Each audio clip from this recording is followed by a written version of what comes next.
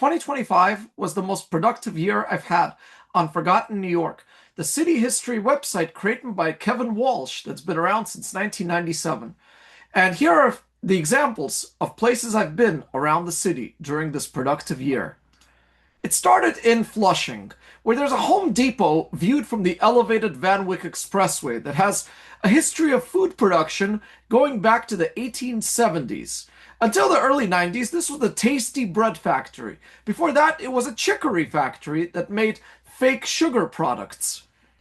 Then I went to Avenue D in Alphabet City in Manhattan. In partnership with Kevin Walsh, we took a look at street maps and streetscapes from the 1940s, before public housing projects took away half of the street view in favor of these boring, boxy towers that took away some of the ballrooms, tenements, and synagogues that used to stand there.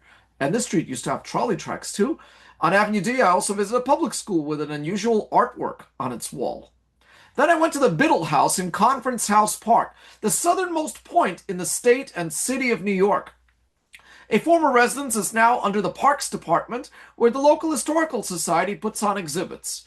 I took a look at maps of the park that wasn't, such as this proposal to put more tract housing and a street grid on what became the park.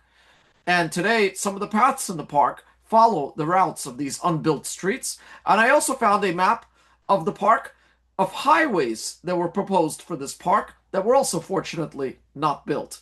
Then I went to the Parks Department headquarters at the Arsenal Building in Central Park at 5th Avenue and 64th Street, one of just two buildings in the park that are older than the park itself. This former armory that became a museum, that became a zoo building, that is now an office building, has a historic mural inside its lobby. Nearby, Central Park Zoo has its animals. I focused on the architectural animals going back to the 1930s, including the Delacorte clock from a slightly later time. Then I went to Conduit Boulevard in Brooklyn, which becomes Conduit Avenue in Queens. This grid-defying street originally followed a water pipeline that supplied water from the South Shore of Long Island to Brooklyn, and later in the 1950s was proposed for a highway, Interstate 78 through NYC, that was never built. So all you have is service roads and a green medium on Conduit Boulevard that becomes Conduit Avenue from the City Line neighborhood of Brooklyn to Ozone Park in Queens.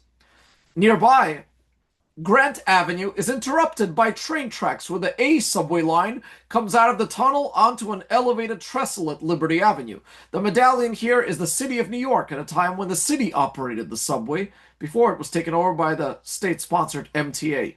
Nearby, I took a picture of the mosque that was built here next to the train portal, as it's a growing Bangladeshi community here, and ghost train tracks from when the Fulton Street elevated connected to Liberty Avenue before the 1950s. Then I went to Turtle Bay on the east side of Midtown Manhattan, where the rec center has ceiling tiles designed by Rafael Guastavino. The post office is 1950s modernism with sculptures and paintings inside and an old logo of the postman on the horse. There's also the office buildings with the paintings in the lobbies on Turtle Bay. Speaking of Grant, in the Bronx, Grant Avenue had a block between 169th and 170th Street demapped to create a new neighborhood park. At the northern end, the street faces the former William Howard Taft High School, so I mentioned some of the famous people who went to this school. Nearby, there's also a former synagogue turned church, and a collection of Art Deco apartment buildings, public school, Catholic school across from each other at Grant Avenue in the Bronx, named after our 18th president.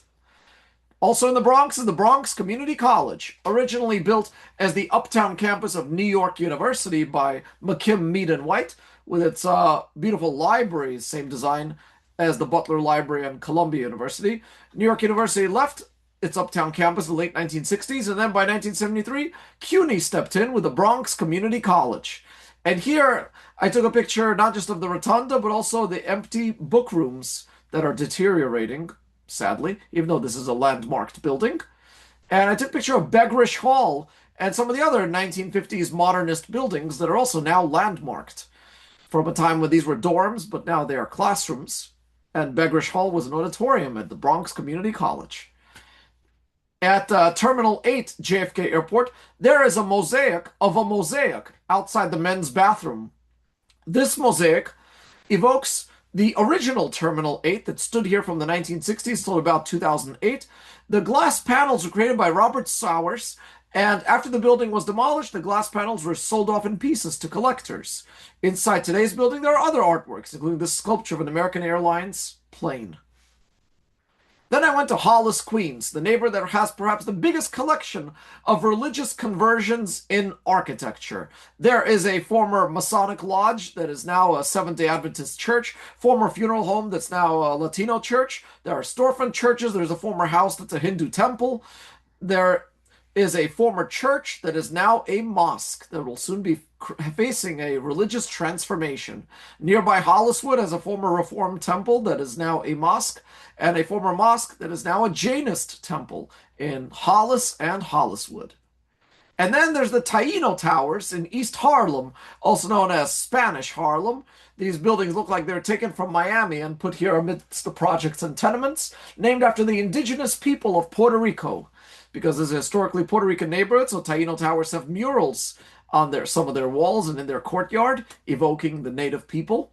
But it's part of a much larger, unrealized plan for East Harlem that included an entertainment complex facing the Harlem River and some more apartments on super blocks. Nearby, there's community gardens and pocket parks with their own murals by the Taino Towers. And in June of 2025, New York City had a historic mayoral primary among the Democrats. So I visited the Ridgewood Democratic Club, which is full of Democratic graphic design, posters for winners and losers over the past 60 years. That includes Mario Cuomo, Moynihan, de Blasio, JFK, Nydia Velázquez, Ted Kennedy, and so many others are on the walls of the Ridgewood Democratic Club. And this brings an end to part one of my essay on photo essays in Forgotten New York of 2025.